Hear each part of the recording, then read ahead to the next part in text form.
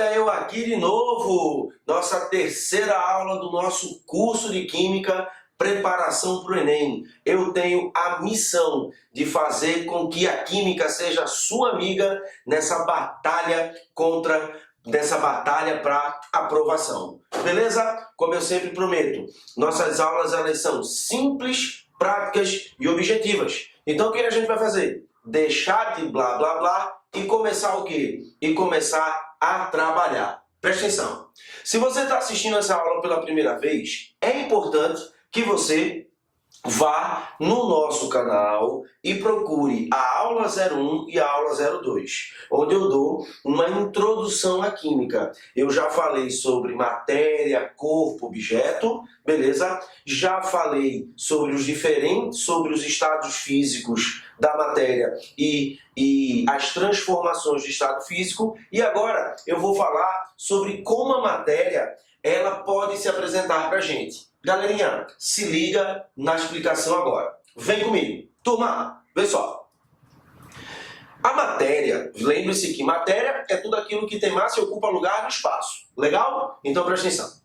A matéria, ela pode se apresentar para a gente de duas maneiras. A matéria, ela pode se apresentar para a gente sobre a forma de substância simples ou sobre a forma de mistura. Isso é muito importante você estar atento, tá? Só existem duas maneiras dos materiais se apresentarem para a gente. Ou o material que você tem na sua mão é uma substância pura, ou o material que você tem em suas mãos é uma mistura. Preste atenção. Imagine que eu tenho aqui esse meu material. Isso aqui é um material, tá? Isso aqui só pode ser substância pura ou mistura. Outra coisa não pode ser. Ou isso aqui é uma substância pura, ou isso aqui é uma mistura. Como eu vou saber se isso aqui é uma substância pura ou uma mistura? Experimentalmente. Eu vou fazer uma série de experimentos em laboratório e esses experimentos vão me fazer concluir que isso aqui é uma substância pura ou uma mistura. Aí o que eu vou fazer?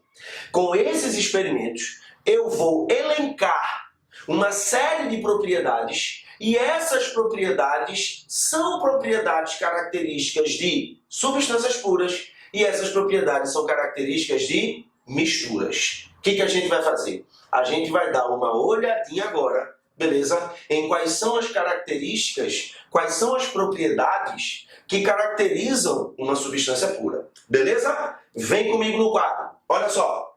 Substâncias puras. Primeira característica. Tem composição química fixa e invariável. Deixa eu grifar isso, que isso é importante. Tem composição química fixa e invariável. Composição química fixa e invariável. Beleza? Flávio, o que você está querendo dizer com isso? Eu estou querendo dizer com isso, pessoal, que, por exemplo, água é H2O sempre. Seja água líquida, seja água gasosa, seja água no Brasil, seja água no Japão, seja água na Inglaterra, sempre vai ser o quê? H2O. Não muda. Por quê? Água é substância pura. E as substâncias puras apresentam composição química fixa e invariável. Água sempre será H2O. Beleza? Segunda característica. Podem ser representadas por fórmulas. Isso aí, pessoal, é uma dica crucial. Vou até aqui, colocar um asteriscozinho para que você não se esqueça desse detalhezinho. As substâncias puras, elas podem ser representadas por fórmulas. Gente, uma maneira de você diferenciar uma substância pura de uma mistura é justamente vendo isso. Substâncias puras apresentam fórmulas, misturas não. Exemplo, vem comigo. Quando você fala em água, você pensa, olha só, H2O. Quando você pensa, por exemplo, em sal de cozinha, você pensa em NaCl. Água, olha só, e NaCl são exemplos de substâncias puras. Por quê? Podem ser representadas por fórmulas. Agora, quando você pensa em Ar atmosférico. Ar atmosférico tem fórmula? Não. Mistura. Água de coco. Água de coco tem fórmula? Não. Mistura. Então, as substâncias puras podem ser representadas por fórmulas, misturas? Não. Legal? Terceira propriedade. Tem constantes físicas bem definidas, ou seja, a temperatura em que a água sofre uma transformação física, sofre fusão, sofre ebulição, é o quê? Bem definida. Bem definida. Flávio, explica direitinho isso aí que eu não entendi não. Vem cá. Lembra que eu falei para você, na aula 2, que a matéria ela sofre transformações? Pronto. Pensa na água sólida, um cubinho de gelo. Esse cubinho de gelo, ele vai derreter.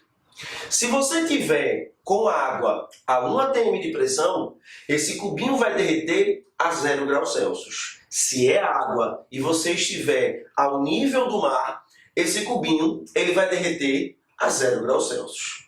A água, se você aquecer, ela não vai ebulir? Se for água, e você estiver ao nível do mar, essa água ela vai ebulir a 100 graus Celsius. Isso é o que a gente chama de constantes físicas bem definidas, beleza? E a última característica é que elas formam-se por fenômenos químicos. Formam-se por fenômenos químicos. Ou seja, as substâncias puras, elas são formadas por transformações na estrutura íntima da matéria. Beleza? Tranquilo? Presta atenção agora, que agora é a dica principal da aula. Você pergunta assim para mim, Flávio, vê só. Como é que eu sei, na hora da prova, tô lá, Flávio, fazendo minha prova no papel. Como é que eu sei se o material que ele me deu na prova é uma substância pura ou uma mistura? Existem duas maneiras de você saber. A primeira é, o material está sendo representado por fórmula? Tá, substância pura. Nem pensa. O material não está sendo representado por fórmula? Mistura. Beleza? Ou seja, se você pode representar por fórmula, substância pura. Se você não pode representar por fórmula, mistura. Beleza? A segunda maneira qual é? A segunda maneira, pessoal, é observando o gráfico da mudança de estado físico. Substâncias puras, vou até mudar de cor aqui, substâncias puras, elas apresentam constantes físicas bem definidas. Ou seja, uma substância pura apresenta a sua temperatura de fusão e a sua temperatura de ebulição constante. É o que acontece aqui. Eu peguei o gráfico aqui de um material, eu peguei o gráfico de uma substância pura qualquer, e essa substância pura, olha só, nesse tempo, porque esse eixo X é o eixo do tempo, nesse tempo aqui, e sob essa temperatura que eu estou colocando aqui, essa minha substância pura, ela é sólida. Aí o que eu fiz? Eu comecei a aquecer. Aquecer. As moléculas começaram a se agitar. E nesse ponto aqui, eu percebo que a minha molécula ela começa a derreter. A minha molécula ela começa a sofrer fusão. Só que a minha fusão ela não acontece assim. Não. Minha fusão não acontece assim. Minha fusão ela demora um tempo. Então eu percebo que a minha fusão está acontecendo nessa temperatura e ela começa nesse tempo aqui. E durante todo esse período aqui, durante todo esse tempo, a temperatura permaneceu constante e a molécula ela ficou, e a substância ela ficou sofrendo fusão. Eu percebi que nesse ponto aqui, todo aquele meu material sólido, ele tinha o quê? Derretido. O que eu observo? Eu observo que a fusão desse meu material aconteceu a temperatura constante. O que eu falei aqui? Que substâncias puras apresentam o quê? Apresentam constantes físicas bem definidas. Ou seja, esse meu material, que eu tenho está se comportando como uma substância pura. Aí eu vou continuar a aquecer.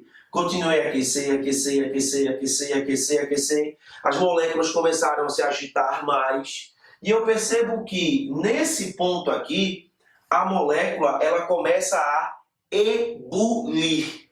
Só que, como eu falei, a ebulição ela não acontece instantaneamente. Plau! Não!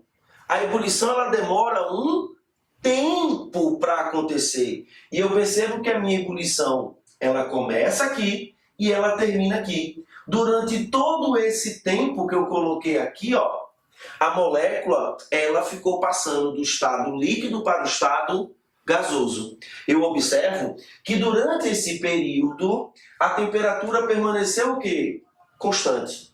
Pessoal, se esse meu material apresenta temperatura de fusão e temperatura de ebulição constante, significa dizer que esse meu material é uma substância pura. Aí você vai lembrar desse detalhezinho, beleza?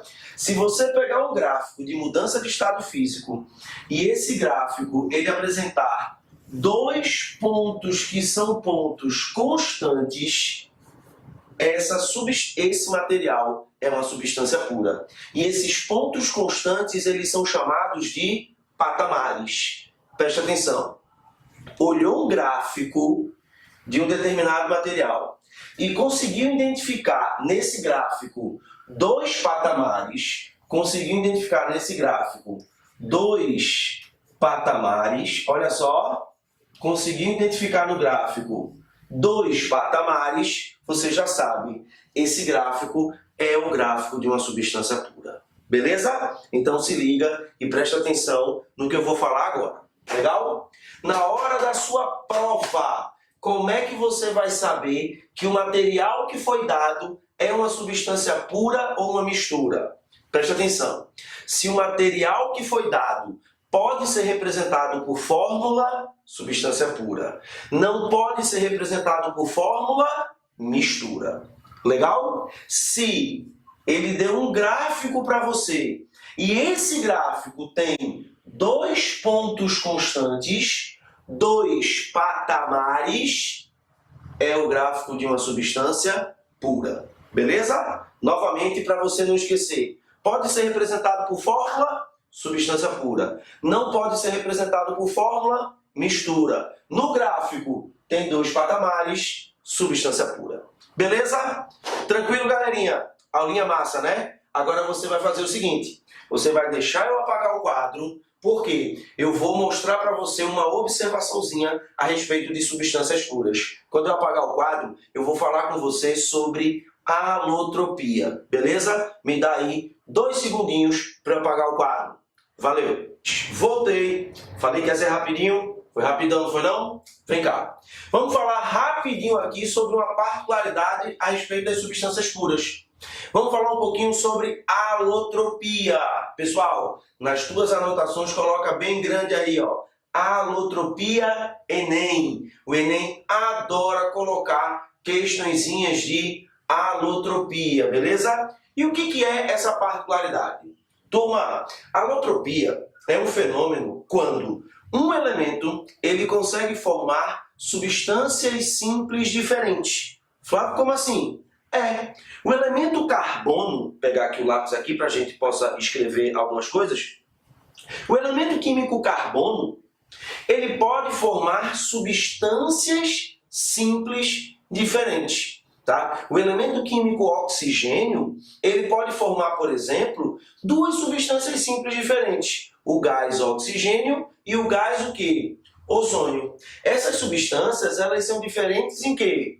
Depende. E é exatamente isso que a gente vai ver nessa parte da observação. Vem cá, olha só. O elemento químico carbono, ele pode formar basicamente 3 substâncias simples diferentes. O carbono, ele pode se apresentar para a gente basicamente na natureza na forma de carbono grafite, na forma de carbono diamante e na forma de carbono que a gente chama de fulereno, também chamado de futeboleno. Aí você diz assim, Flávio, entendi não, presta bem atenção. Sabe esse grafite da ponta do teu lápis? Pronto. Esse grafite, pessoal, que você tem, ele é formado única e exclusivamente por átomos de carbono. Ali dentro desse grafite só tem carbono.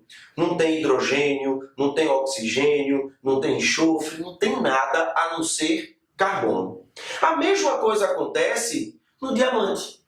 No diamante, essa pedra preciosa chamada diamante, dentro do diamante só tem átomos de carbono, novamente. Não tem hidrogênio, não tem oxigênio, não tem enxofre, não tem nada além de diamante. Aí você fala assim, Flávio, como assim? Como é que uma coisa que eu tenho dentro do estojo que eu guardo meus lápis é formado única e exclusivamente por átomos de carbono? E como é que uma outra coisa tão valiosa, tão preciosa, também é formada por átomos de carbono? Essa é a beleza da natureza, tá? Só que isso é explicado porque no diamante, os carbonos eles estão organizados de uma maneira. No grafite, os carbonos estão organizados de uma outra maneira. A forma como os átomos estão organizados no espaço produz substâncias diferentes. A gente pode dizer para Enem, viu, que o carbono ele tem 3 formas alotrópicas. Novamente, carbono grafite, carbono diamante, carbono fulereno futeboleno. Olha, no grafite, o carbono ele está organizado de uma maneira que a gente chama de sp2. Guarda isso no coração, porque a gente vai usar isso mais tarde. O carbono diamante ele está organizado de uma maneira chamada sp3.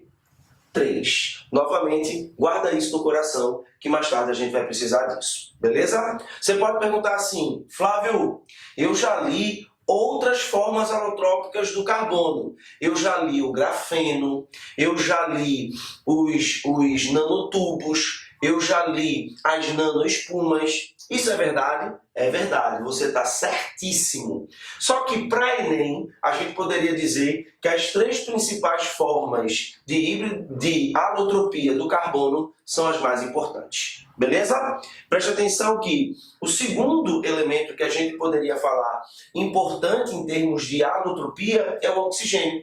O oxigênio ele aparece para a gente na natureza de 2 maneiras, como gás oxigênio e como gás ozônio. Aí preste atenção que, enquanto essas substâncias elas são diferentes em sua arrumação no espaço, essas substâncias elas são diferentes quanto à quantidade de átomos. Repara que o gás oxigênio ele tem 2 átomos de oxigênio. O gás ozônio tem 3 átomos de oxigênio.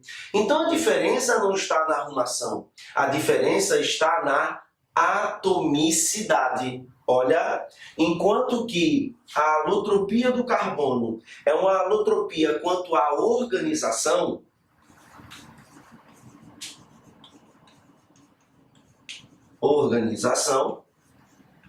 tá certo? Ou estrutura, beleza? A alotropia do oxigênio é quanto à atomicidade, beleza?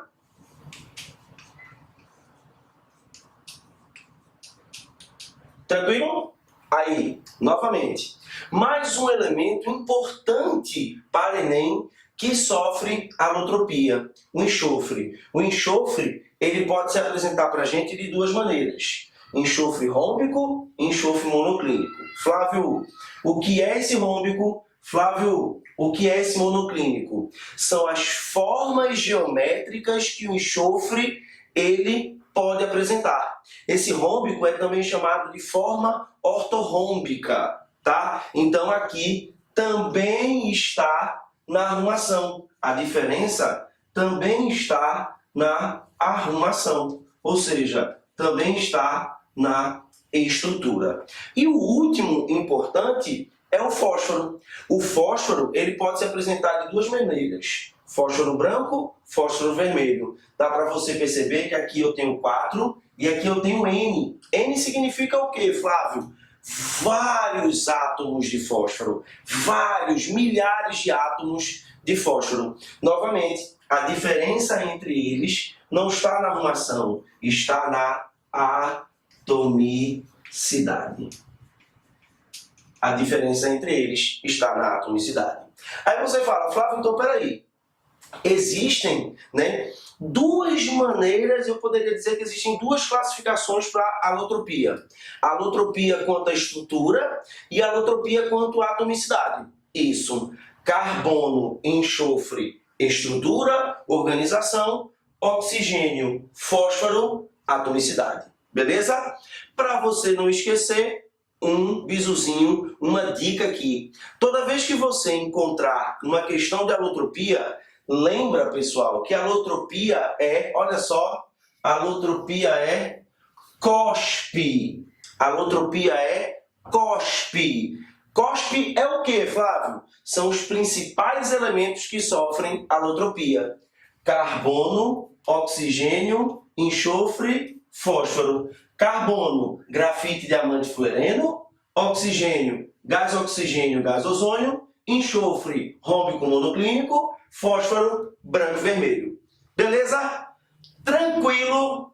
Rapaz, eu fico muito feliz da gente estar dando continuidade ao nosso curso. Nossa terceira aula, tá? Uma aula aí rica, cheia de detalhes. Pega as tuas anotações, arruma bem direitinho o teu caderno, porque a gente está construindo um grupo vencedor. A gente vai sair vencedor dessa batalha. Beleza? Um beijo no coração, um forte abraço. Tchau!